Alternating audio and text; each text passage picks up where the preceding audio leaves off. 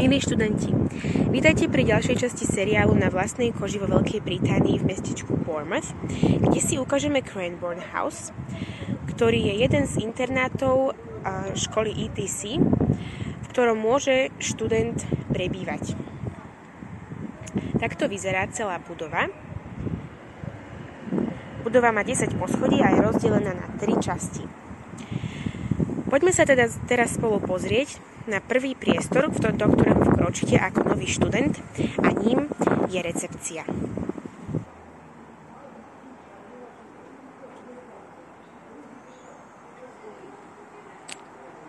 Tak, poďme sa spolu pozrieť na recepciu.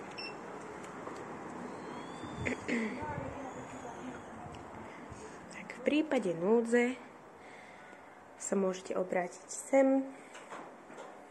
Tu sa nachádza aj spoločenská miestnosť, v ktorej môžu študenti tráviť svoj voľný čas hraním pingpongu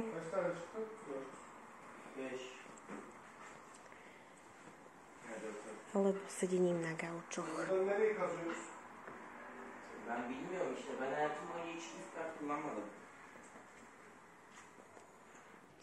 Tak, teraz sa nachádzame v severnom krídle, v ktorom sa nachádza aj študentská práčovňa. Práčovňa vyzerá. Študenti bývajú v bytových jednotkách a na jednom poschodí sa väčšinou nachádzajú dve. Jedna a druhá. Takáto bytová jednotka má 6 až 7 izieb a jeden spoločný priestor, ním je kuchyňa. Kuchyňa je plne zariadená, nachádzajú sa v nej riady, hrnce, kanvica, úložný priestor pre každého študenta, gauč a 2 chladničky. Poďme sa teraz pozrieť, ako vyzerá samostatná študentská izba. Nachádza sa v nej posteľ, stolík, skriňa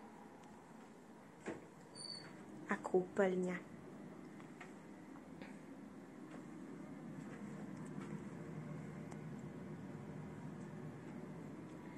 Tak, to je pre dnešok všetko a vidíme sa pri ďalšej časti. Bye bye!